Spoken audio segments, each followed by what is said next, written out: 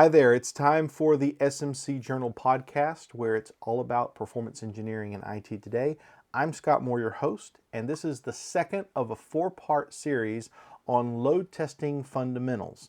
Now, in our last episode, we talked about what is load testing? What is automated load testing? What does it look like? And what is it actually replacing in the real world? We talked about the chalk talk that we used to do back in the late 90s and early 2000s when we were testing not only web but the mainframe applications. We were testing desktop applications, thick desktop applications.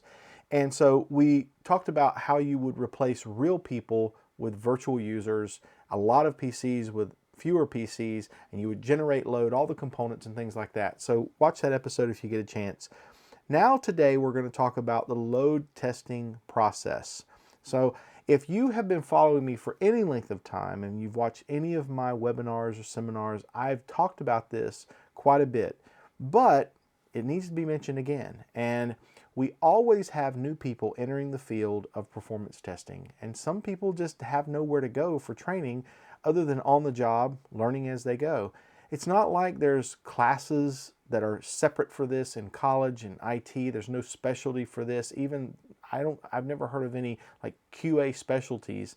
It's kind of like you're a developer and then you need to know how quality works. And a lot of times that's just, you get bit a lot and you learn what not to do from being slapped around a little bit. So I wanted to just make this so that somebody who's just trying to learn the basics, who's trying to figure this out, they have a place to come to and they don't have to wade through a bunch of different webinars that are, an hour long or 30 minutes long. And I just wanted to go over this in one little quick snippet. So I want to show you this process. This is something that I've been doing for years. I've been talking about it for years. Now, this used to be applied to waterfall as a straight across line. Every engagement I ever did as a consultant, when I ran my company and I had teams of consultants, we were trained to talk about the 4 parts of a load testing project. And so when agile development became popular, we just took this straight line and converted it into a circle. And this circle can be as small or as big as it needs to be. It could be, in other words, it could be done every single major release. It could be done every sprint. It could be done every day. It can be done continuously.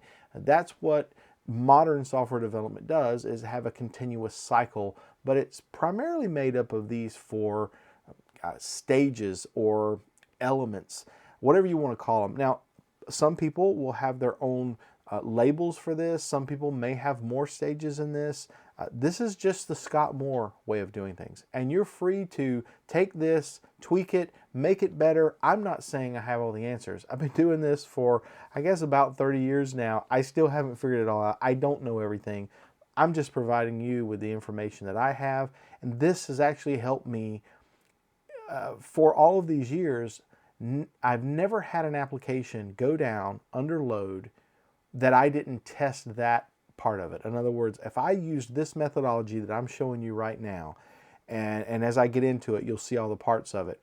I've never had an application where it was the stuff that I tested of that app that went down under load, because we always found the big low-hanging fruit. We always found the showstopper.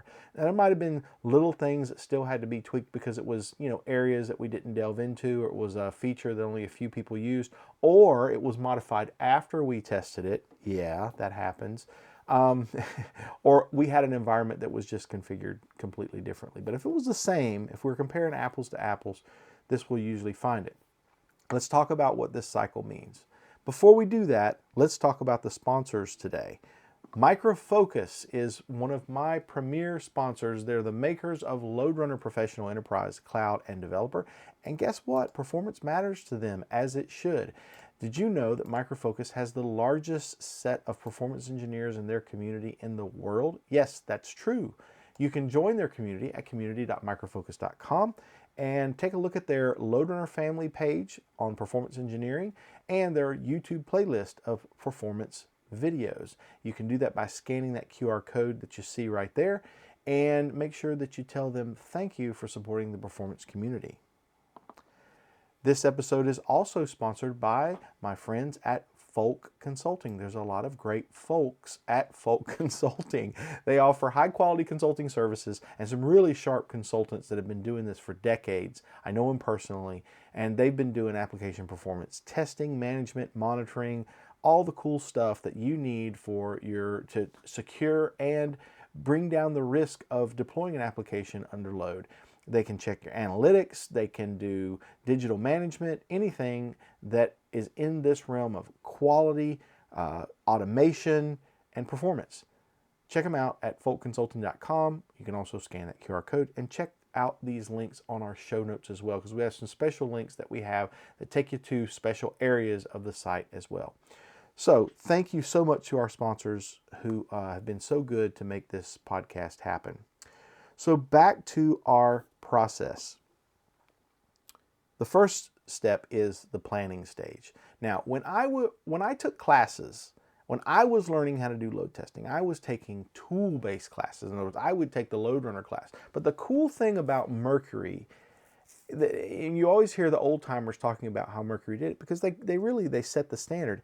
With Mercury, it wasn't just about learning their tool. They brought in a set of fundamentals to the table when they taught you their tools. So they would start with the fact that a good load test and the outcome of a load test is going to be successful when you successfully plan. We would always hear this: if you fail to plan, you plan to fail.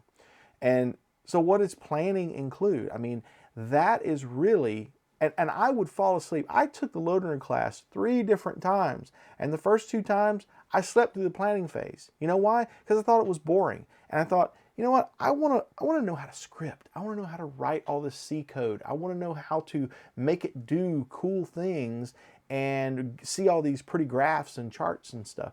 But I was so focused on the technical aspect of being able to automate something and make it do what I wanted to do and write the code, I lost track of the fact that if you are not planning properly, you'll create a test that doesn't mimic anything like production under a peak load.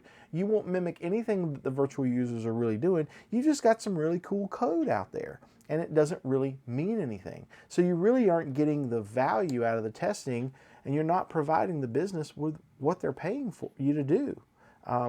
So planning became really important after I did it wrong a few times. So planning really involves asking some fundamental questions, some of which are technical, some of which are not. The first thing I really want to know is, what's your objective? That's the first thing we learned to ask when we would go into, as a consultant, doing Mercury consulting. It was, what is your objective? And the client would immediately start listing 10 different things that they wanted to accomplish out of load testing. And honestly, if you tried to meet all of those, you would never get done scripting. You would create 100 different scripts and 100 different scenarios, and then they would give you 3 weeks to do it. It was like, it really can't be done that way, folks. And so we would have to talk them off the ledge and say, okay, let's narrow it down to a single or no more than 2 objectives. Guess what? If we create a load test properly, we might still answer 2 or 3 other one of those questions or objectives that you have for this test, but let's start with it fundamentally. And if a client, sometimes they really didn't know what they wanted. They would be like, well, why don't you tell us what the objective should be? So I would break it down to, are you more concerned about the risk of deploying that the hardware or the infrastructure is going to fail on you, that you're going to run out of the resources, or that your application is just fundamentally slow and you're worried more about your code and your SQL calls and how your SQL database is architected? You know, are we more concerned with hardware or software? And if we could at least come to that dividing line, then we could kind of get into the objective. So if they're more concerned about infrastructure, well, I need to design a load test that really hits the back end heavy. And I'm going to do that anyway, but I'm going to focus on specific transactions that do that. I'm going to focus on searches. I'm going to focus on reads and writes to the database, not just a bunch of reads. And I'm going to start looking at how the cache is set everywhere. And so I'm going to start looking at different things versus, okay, I'm more concerned with, is my code efficient? And this is where we're going to look at different things to find out, have they written the thing correctly? And if there's front end stuff that's causing additional rendering time, I'm not just going to focus on network layer calls. I'm going to try to get that full rendering time and show, well, at the network level, you're getting 2-second response times or 1-second response times. But with this additional code that's on top of it that you've written, now it's 5 seconds. That could be a problem. That could be the breaking point for their service level objective. The next question I'm going to be asking would be, okay, if we try to meet these objectives, if you really want to meet a true load test, which would be the perfect storm for you, what are your users? Who are your users? Number one, are they a bunch of generic anonymous users? Are they people who have logins and roles assigned to them, and each role has a level of responsibility? Why am I asking that question? Because it's really easy to script for an anonymous user. You just go into a website, you're navigating around, or maybe you buy something. So there's dynamic stuff included with that. I'm not saying it's completely easy, but when you start talking about role-based stuff, all right, well, this person, when they log in as this user type, they only have permissions to do these 4 things on the menu, which means all the other things are not going to work. You may make those same calls at the network level, but you're going to get back errors from the server because you can't do it. So you've got to break up all of your user IDs into these various roles to make sure they can do only the things that they need to do, and that's the only thing that you automate for those. So it can get complex pretty quickly. So you have to have sort of a user profile map. Who are your users? What are the users doing? So that's the business processes that they're going to define and say, these are what everybody, now they're going to give you a list of 100 things that people do on a system. Is that realistic to try to automate that in that window of time that you have? Probably not. So again, you're going to have to help them filter down what they need to be testing, what they need to be automating. And so we have some primary filters that we can use, which would be, okay, what are they doing most often? Not just about happy paths, but what are they doing mostly that is most important to the business? Is it being able to buy something from your online store? Or is it you have people that are entering in data to take reservations or whatever that might be? Define what those business processes are and say, what are they doing most often? What is going to impact the load of the back end and like work your database harder than anything else? Is it that you've got these reports that a lot of people run that could take a long time to complete because they're really hitting that database and churning a lot of data? Even though it might be fewer users, it might be a top priority to do because those reports may be responsible for generating a lot of revenue. It could be background jobs that might be running. Another thing is just follow the money. Like if these certain things that I'm trying to automate, if they actually fail under load, like if we put that out in your production system and they fail, do people get fired because of that? How much money is being lost per day, per minute, per second if these things are down? How critical is that to your business? Those will help you narrow down to what we used to call the heavy hitters, right? The things that are most important. Now, you've only got a window of time that you can complete some of this because there's always a deadline, right? And you would, if you were to test everything you wanted to test or needed to test, you would never get done testing because that's the engineer in you, that's the tester in you that wants to test everything. So you have to figure out how to filter and reduce scope. And even within that scope you try to bite off, they may give you 10 business processes with 15 steps each. And that may sound realistic at the beginning, but then you find out there's more complexity to it than you thought. And all of a sudden, each one of those automated scripts are taking 2, 3, 4 days to complete because it wasn't just the web protocol that was really easy. There's web plus this other thing that nobody told you about when you began that. So then you have to start writing some really complicated scripts, and so you would have to prioritize those things. Out of those 10 things they want you to do, what are the top 4 to 5? And if we get done with those, we'll continue on, and maybe we get to all of them.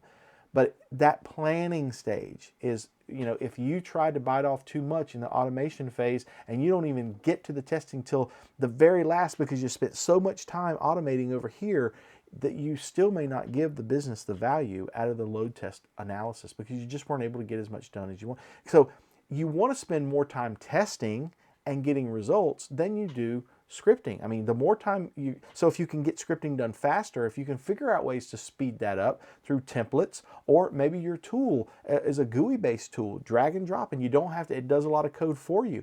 Get to the scripting as fast as possible so you can get to the testing. So I'm getting ahead of myself. This is all part of these leading questions that should be asked when you're doing this planning phase. Then we actually get into the technical questions. Many times these questions I'm asking, I will have both audiences around. I will have people who are the system administrators, network administrators, database administrators who can answer the technical questions. And then I'll also have project managers, QA analysts, and project leaders in the team, business people who can tell me, here's why we want to load test. Here are the things that are important for us to know about in a load test result. But then, okay, how do we get there? Okay, what is the database? It's a SQL Server or it's Oracle. It's Java, it's .NET, it's web, it's Citrix, it's what protocol, that's when we start asking about that technology stack and what is it made up of, and what browser should we be using, what versions of these browsers, does it make a difference? What are the things that we should be concerned about from a security standpoint? What do we have access to? How do we monitor these system resources? If it's a Windows-based system, are you going to give me the permissions that I need to monitor that system? If it's Unix-based, are you going to give me an SSH login that has the permissions to pull that remotely into my product? Are we going to use something like Prometheus and scrape that? So these types of conversations need to be had as early as possible in that planning phase. I usually have 1 or 2 meetings. Sometimes it's one big giant meeting that's an hour or 2 hours long, and people don't like that. Sometimes we'll just have a quick short meeting for the non-technology based questions, the who are your users, what are they doing, the business type of questions, and then we'll have another short meeting with basically explaining what we're going to do and the technology questions that we have. And then if I need to follow up, I'll have a one-on-one session, and I can complete a lot of that information through a phone call, an email, or something. And while I'm doing this, I'm gathering all this together in some kind of either a document, or I'm putting it in as user stories into an agile-based system that's doing that. I actually even have a template where I can import a set of standard user stories for performance testing into Agility, Jira, and other places. We call that I think we call that the Perform Accelerator or something like that. If you want to know more about that, you can query me offline. But I'm working on that continually all the time to make it better for the agile performance testing for those user stories. That's the planning phase for an agile project. If it were a typical waterfall project, it might just be as simple as a Word document or Excel spreadsheet where I keep track of all these things and I know what the servers are. I know the system resources for every server, or if it's Docker containers or whatever they're using, I document all this stuff together, and I at some point in my planning phase, as I'm gathering it, I'm doing some other work. I may be gathering information while I know some of the business processes that do need to be automated. I'm automating part of the time, and I'm still having these conversations parallel through email or through chat or some Slack or something. And so eventually, though, I step back at a higher level and I look at this plan. And I go back to, maybe it's an original statement of work, or maybe it's just a list of tasks that whoever my client is, whether you're an employee or you're a consultant, you have a client, whether that's internal or external, and they've told you what they want to do. I step back and say, is this plan going to meet that initial objective that we had in the planning phase? Are we going to accomplish the goals, or should we be asking more questions? Have I gotten everything I need from this? And if I produce a test, will it produce the results that tell them what they need to know? So always kind of keep that check going. So a lot more into this. I'm skimming the surface, but I only have a certain amount of time. I can tell right now I'm not going to get through all of this in this particular session. So the next phase is building, right? Building would be the creation of what you've planned out. And like I said, some of that is done parallel, where I'm actually automating those business processes. I'm setting up test scenarios. We're going to talk about in the next podcast about what those scenario types would be and why we would run them and what they contain, right? Virtual users, monitoring, behaviors. And then we get to execution. So execution of the test. How do we execute these tests, in what order? And what do we do when we're going through the process of executing the test and then looking at the results, and how do we escalate when we find something? And when does a testing engagement then become a tuning engagement? And finally, we get to the confirmation. That's where we look at the test analysis and results and try to make sense of it and determine, did we meet the objective? Did it produce what we needed to produce? Does it have all the right information?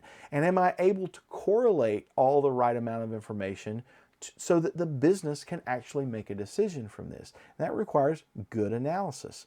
I mentioned last episode, it's sometimes difficult to get good analysis out of some of the newer load testing products because their analysis or their test result, the way they compile them and gather them and visualize them, isn't as intuitive as some of the other tools. And so it's because some of the newer vendors have focused so much on being able to get the scripting part completed, or being able to have multiple protocols supported in their product. They're focused on the mechanics of generating load and controlling those behaviors rather than looking at the analysis, which is really the strongest part. It should be an equal emphasis, equal priority than some of the others. That's just a note for load testing vendors that are watching. That's what performance testers look for, is that product that has all of that. Or we're going to find and piece and puzzle those solutions together that make that possible for us. We will eventually, we'll get an add-on, we'll find some other thing out there, or we'll write it ourselves to get what we need to get out of load test results. I know a lot of engineers are now emphasizing in results these scatter plot graphs, where you're not just looking at everything all compiled in one, where you want to actually see the different data points and the outliers, because they tell a bigger and better story. And I'm completely in support of that. A lot of people are using R for their performance test results as well. I think it's great. But the process is still the same. You plan properly. Whatever your output is, if you've planned well, you will have analysis that is trustworthy and will tell the right story and will help you, if you're good at weeding out the noise of what you don't need to see from all the test results and all the metrics that you're going to gather. If you can weed out that noise and tell the truth of the story, not manipulate the statistics, not manipulate the data, but actually tell the story of what the system under test is trying to tell you as it's presented under load. That's the whole key and what this process is all about. So one more piece, and then we'll end this segment, is this is where we're going to go next. We've talked about the methodology as a whole, but we've talked about the planning, building, execution, and confirmation. In the next episode, we're going to talk about the deliverables that come out of this and what those execution scenarios, what they're made up of, what they look like, and all of that. So that's going to be on the next episode. So what do you think about the testing process? Where have I missed it? What did I leave out? I know there are a lot of performance testers and engineers watching this. You have many years of experience, probably as many as I do, and you're very opinionated, and that's great. Everybody has a say in this. Give me some feedback on this and help me make this process even better. You can do that by reaching out to me through my website, scottmoore.consulting, through LinkedIn, or through Twitter. I'm also on Facebook if you can find me. You can also just email me directly at help@scottmoore.consulting. Love to hear from you. Do you like this kind of content? Should I actually create a class out of this? I could go into much more depth and have a lot more slides and a lot more things. I could do it as a modularized load testing process class, and people could just subscribe to it, and I could update it as it morphs into something even better. And as we progress forward, if there needs to be a specific topic addressed, I can add that as sort of like an additional chapter or something. It's just something I'm thinking about. I did a survey on LinkedIn a few weeks ago. It didn't necessarily come out the way that I'd wanted to. Not that people wouldn't be interested in it, but it was very vague, and it just wasn't enough. It wasn't enough feedback. So hopefully you will email me or tell me what you're looking for. If you're one of these people who could use a class like this where you go over the fundamentals, be happy to help you. Last thing, please continue to tell people about this content if you like it, and subscribe to our YouTube channel. That's our main platform of distribution of these videos and this content, and it's a way for me to find out if you really like this and if I should continue doing this. Let me know. Until next time, this is Scott Moore for the SMC Journal Podcast, thanking you for watching, and we'll see you next time. Bye-bye.